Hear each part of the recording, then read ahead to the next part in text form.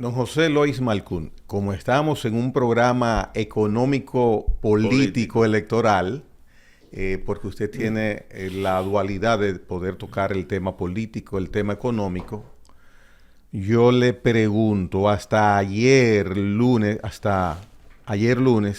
no se conocía el informe financiero por parte de las autoridades monetarias del mes de marzo, el de abril tampoco. ¿Por qué eso no ha sido así? ¿Es una decisión política? Claro, eso no... ¿Qué informe falta? El índice mensual actualizado, económico, que da el Banco Central. Tú dices el crecimiento, la Sí, tasa de señor. crecimiento. No, bueno, sí, pero ya salió el índice de manufactura, el índice de el IMAE, el índice de actividad económica que mide 4 variables y salió en un 56, con 56 puntos, que siempre que está sobre 50, eso indica que la economía va a estar creciendo a un 5% más o menos en abril. Pero no creo que eso, cualquier cifra que dé el Banco Central ahora mismo sobre el crecimiento económico de abril va a estar sobre 4.5%, que al final, si tú promedias enero-abril, te va a dar más de 5%. De manera que yo no... ¿Por qué eso? ¿Y por qué yo digo eso? Por el gasto electoral. Porque lo que están ayudando a la economía ahora mismo son los mismos partidos. Un 4, por encima de un 4, crecimiento. Pero obviamente, mucho más. Hay muchos gastos en este periodo de campaña. Y eso es parte eso ayuda al crecimiento. ¿O tú crees que todas esas vallas y fotos en el país entero, a cada 50 metros en las carreteras, en las ciudades, todas esas marchas, ese movimiento de gente, todo eso ayuda al crecimiento? Todo ese dinero que se le ha dado a los partidos está circulando en la economía. Ahora, después de mayo, yo no sé. Ya puede ser que haya, y probablemente haya un enfriamiento, pero estos meses la economía va a estar creciendo sobre el 5%. Y ya tú lo vas a ver cuando salga el dato. O sea, no, si no ha salido el dato no es porque estamos creciendo a un nivel menor que lo hicimos en meses anteriores. Porque fíjate que el último mes fue un 6.4 creció la economía. Increíble eso. Pero eso no es sostenible, lo sabemos.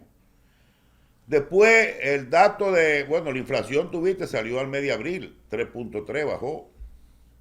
El déficit está publicado al día. Tú entras a la página del déficit y te lo da al día de hoy. Y está bien. O sea que la cifra... El estimado del déficit bajó. Bueno, al final de abril estaba en un nivel de cercano a 20.000 millones, que es un 0.4%. Bajó a lo estimado, a lo que se tenía estimado. Bueno, lo que pasa es que el déficit de este año se supone que es de un 3.1%. ¿Ok? Tú más o menos mides, bueno, a 4 meses estamos en un 0.4, quiere decir que estamos bien, porque faltan 8 meses, pero tu meta es llegar al 3. La meta del déficit este año es un 3. Que si tú me dices que en el cuarto mes, en plena campaña, tengo un 0.4%, te está diciendo que el gobierno ha sido sumamente cuidadoso en el gasto con fines electorales. Yo creo que eso no se ha dado, es más, mira, eso no se ha dado nunca. Pero lo que usted dice huele a restricción de circulante. A restricción de gasto. Claro, el circulante pero no, al final tú lo que haces es... Porque entonces la demanda bajaría. Que mete el dinero en otra cosa. Yeah. ¿Cuál es otra cosa? El gasto de capital. El gobierno ha aumentado el gasto de capital en estos meses. ¿Y por qué? Por primera vez en el cuatrenio, qué bueno. Ah, bueno, está bien, pero eso es bueno.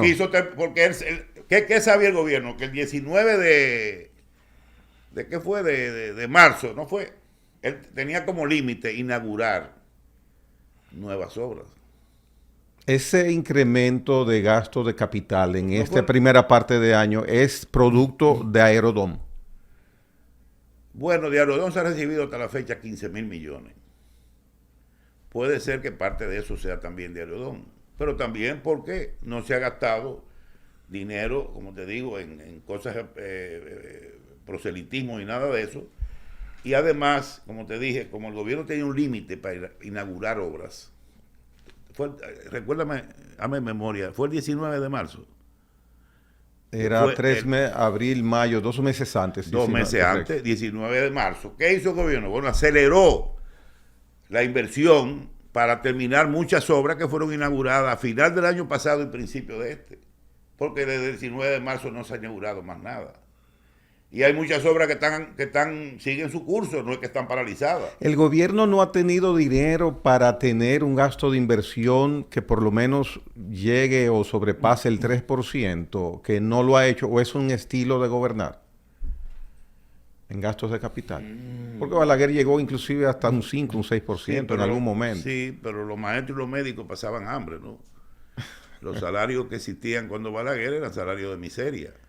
Hoy no, pero día, por eso es que le pregunto un maestro, ¿cuánto gana un maestro? Muy bien. 70, 80 mil pesos. Por eso y estamos entre los 4 países que mejor le pagan a los maestros, pero enseñan más mal.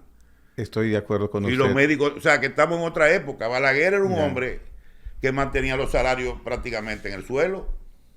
Las condiciones salariales eran precarísimas. Y yo fui funcionario del gobierno cuando Balaguer. Y así sí era muy bueno. 25% en gasto de capital. Y las nóminas eran reducidas. Balaguer no le gustaba tener ese elefantismo. Le prometo en lo que resta de programa no mencionarle a Balaguer de nuevo. No, pero ven acá. Son historias, de hecho, es interesante eso, ¿no? Porque mucha gente se pregunta, a veces que no son dominicanos, quizás extranjeros, oye, pero ven acá, en tal año se invertían 25% de los gastos en el capital y ahora estamos en un 15, un 14%. Pero no por este gobierno, eso viene desde muchos años atrás. Lo que pasa es que hay situaciones que son paradójicas. Miren lo de los maestros, que uno los estima, pero no enseñan como debían enseñar. Hay que enseñarlos a ellos. ¿De dónde salió el 4% del PIB para educación? ¿A quién se sacrificó con el 4% del PIB de educación? Que de repente de 80, 90 mil, 80 mil millones hace cuando se, más o menos, eran como 70 mil millones cuando se aprobó y se disparó a 130 mil millones de repente. Yo hubiera empezado 4% a la salud, hubiera yo empezado antes que la educación. Exacto. ¿Y de dónde salió ese dinero? Del gasto de capital. Eso redujo el gasto de capital. ¿Me entendiste? O sea, en la medida en que el gasto en asuntos de subsidio, bienestar social, ayuda a los pobres, salud, que debe subirse, yo siempre he abogado y lo he escrito en mis artículos, se le debe asignar un 3% del PIB a salud. No un 4%, porque no lo aguanta el presupuesto, pero por lo menos un 3%, aunque sea en 2 etapas. Entonces, ¿qué pasa? El gasto de capital siempre es el que más se sacrifica para atender las necesidades más que en un periodo inflacionario como ha habido en el último año, que ha sido muy fuerte. Eso ha sido un golpe duro para todos, para ti también, para mí. Todos hemos sentido el peso del alza en el costo de la vida. Entonces, paliar eso y evitar que los sectores más vulnerables sufran más de lo que han sufrido, entonces el gobierno ha tenido que gastar lo que nunca ha gastado en gasto social, en ayudas sociales. Mira la gasolina. Ponle tú que no hubiéramos gastado esos 45 mil, ya casi 50 mil millones en subsidiar la gasolina. 2 años y medio, antes de la guerra, comenzó la guerra en Ucrania. 50 pesos un plátano estuviera hoy. No, si no tuviéramos que dar ese subsidio. No, yo digo los precios. Sí. Los precios. No. Eso hubiera estado la gasolina en 350 pesos, el pan en 20 pesos si tú no hubieras subsidiado la harina, y así sucesivamente. Entonces, ese dinero que se ha gastado en subsidiar el precio de la gasolina, ponle tú que lo hubiera invertido el gobierno en obras. ¿Tú te imaginas la cantidad de obras que se hacen con 45 mil millones? ¿Te imaginas? Todas las obras que tú quieras hacer en el país las haces. Pero mi deseo es que le suba un poquito al gasto de inversión de capital. Lo está haciendo este año. Con una reforma fiscal. que de eso quiero que usted hable en unos minutos. Antes, vamos a la parte, al sector financiero. La Fed norteamericana hasta ahora no ha podido reducir el índice de su política de tasa monetaria. Por consiguiente,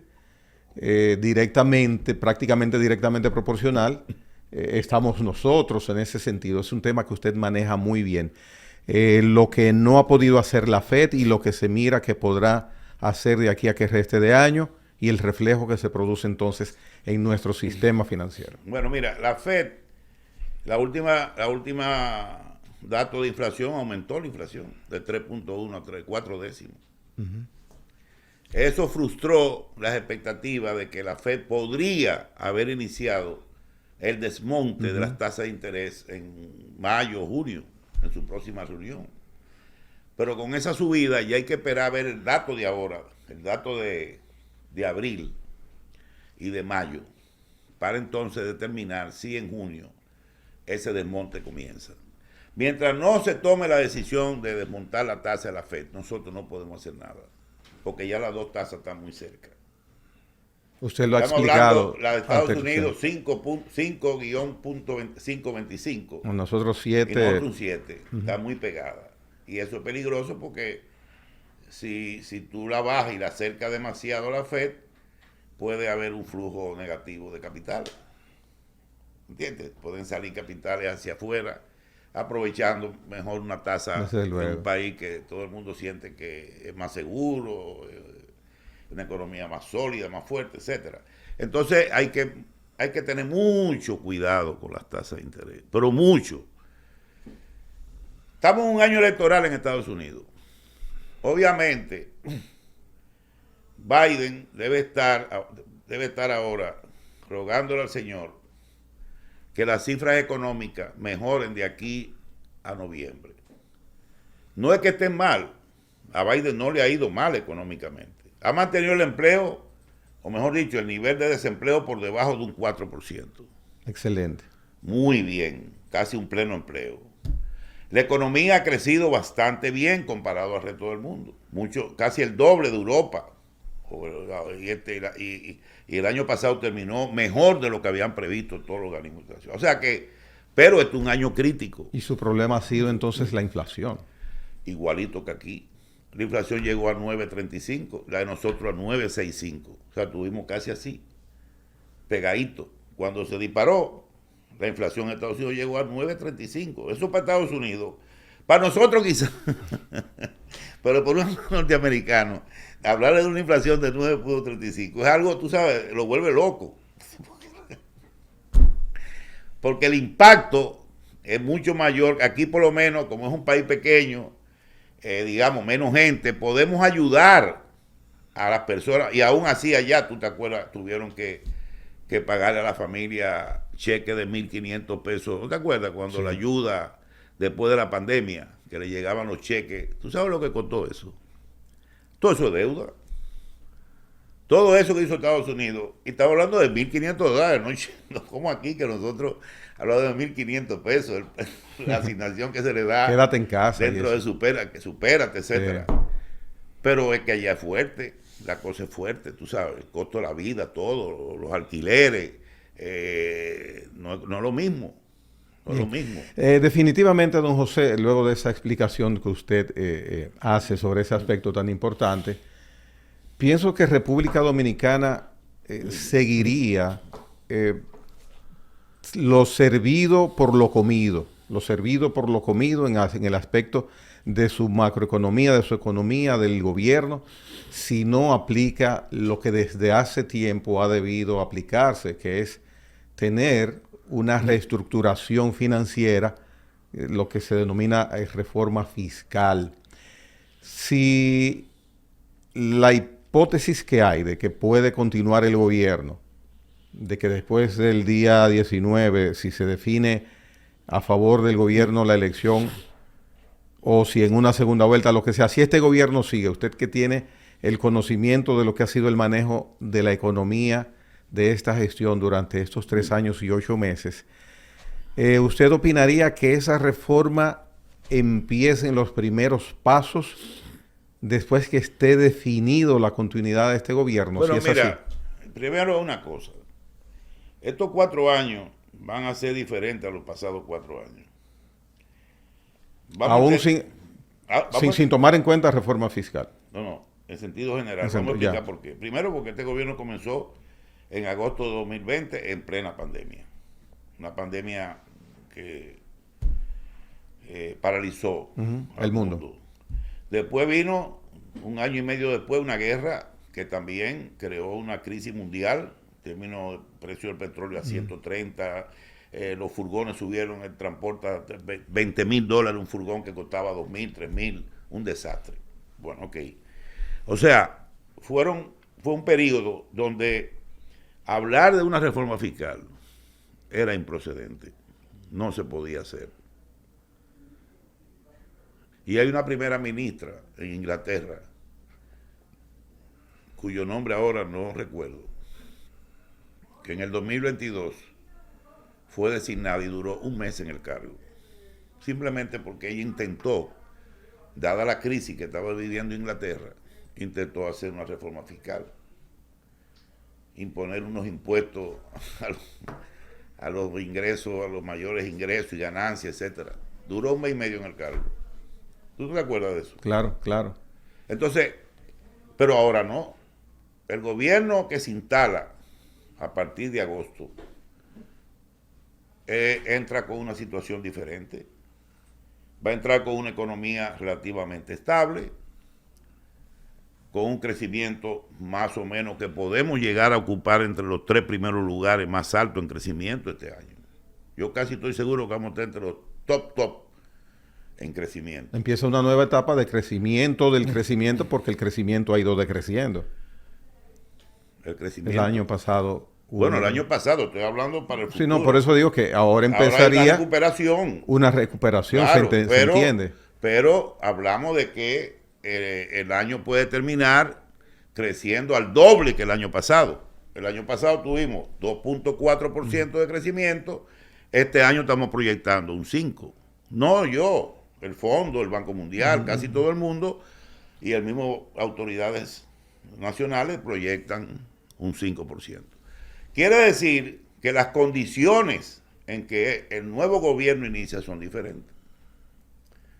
¿Qué quiere decir que son diferentes? Que ahora yo entiendo que ya el presidente inclusive lo ha adelantado sutilmente, porque el tema es delicado en una campaña.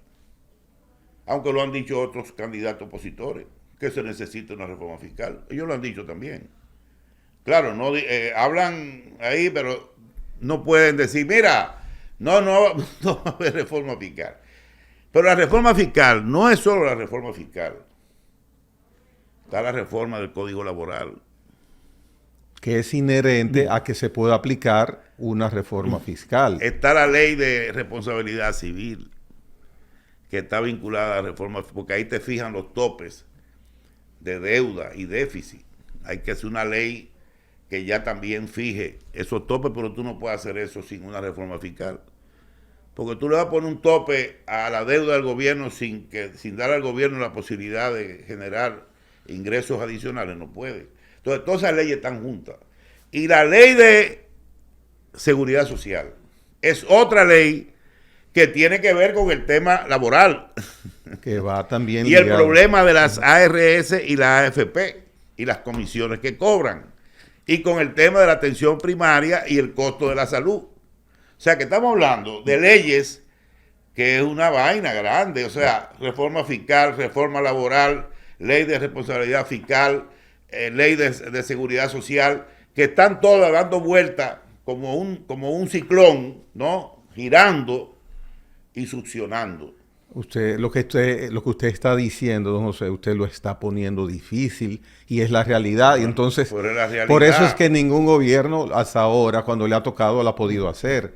¿Y piensa usted que se podrá tener la reforma fiscal idónea? Porque el presidente de la República es empresario, defiende reiteradamente que él defiende el empresariado, que defiende el desarrollo, que defiende la empresa, sin perjudicar la parte social, el crecimiento social. O sea, Equilibrio, equilibrio, equilibrio. Entonces, conociendo el manejo del presidente en el mejor sentido de la palabra, ¿podrá tomarse una decisión donde alguien diga, wow, me pisaron un callo?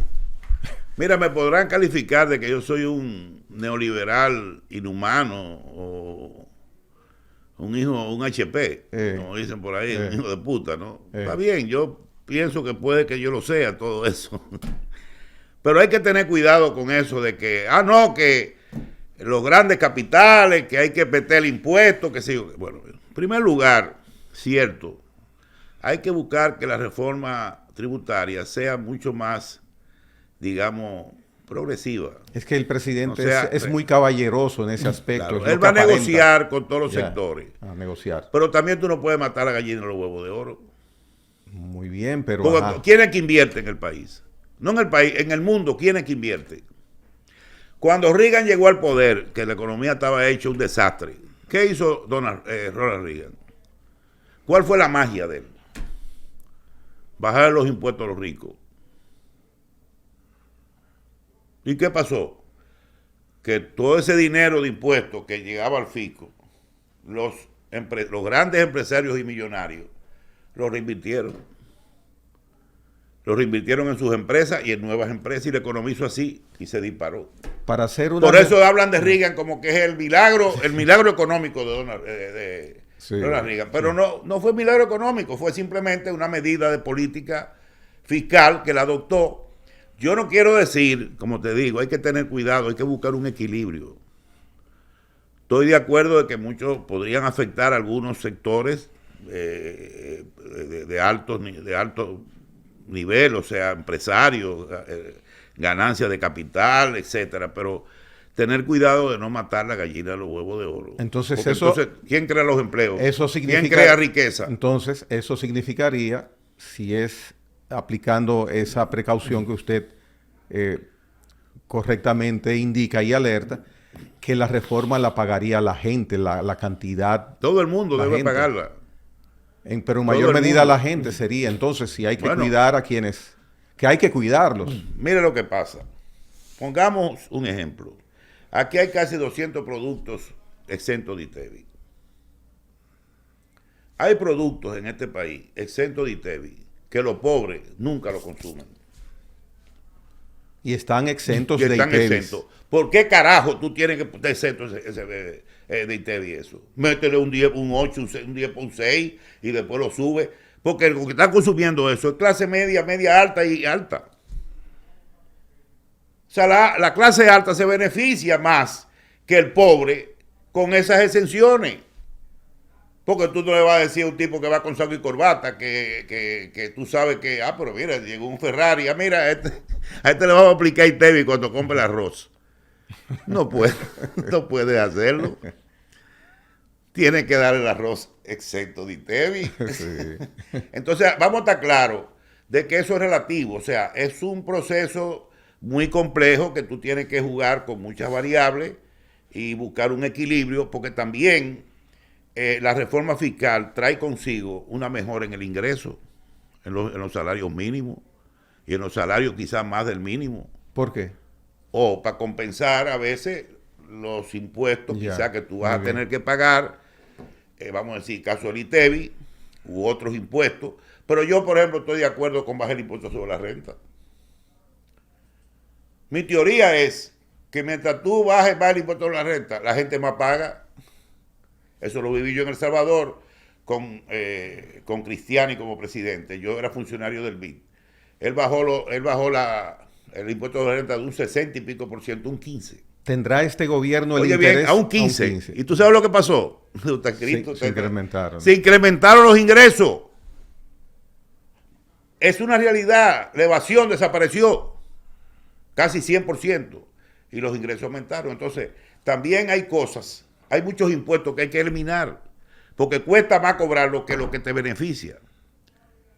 O sea que la reforma fiscal no es como decir es el demonio que viene. No, tiene sus elementos buenos, tiene sus elementos malos y tiene cosas que definitivamente ayudarían al país a dar un salto. ¿Tendrá el gobierno actual, si repite en el gobierno, el interés ¿Y la decisión de hacerla y hacerla iniciando este mismo año? Yo creo que sí.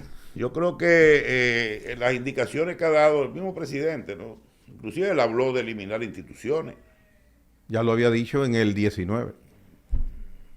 Pero ahora habló de, no sé, de 10 instituciones. O sea, él está en la onda de continuar el proceso de reforma institucional que incluye el tamaño del Estado, que es uno de los grandes problemas que se heredaron. Estamos hablando de 700,000 empleados públicos en un país que con 250 o 300 haría exactamente lo mismo y quizá mejor. No hay forma de achicar el Estado dominicano. No hay forma. Aquí tú ves la gente grita con esa vaina. Coño, que el salario, sí, la nómina. Busca la nómina para que tú veas lo que representa eso. Pero viene un ministro y cancela 50 personas en una institución. Se arma un escándalo. Cancelaciones, qué sé yo qué, protesta, marcha y vaina. Oh, pero ven acá. 50 que tú votes.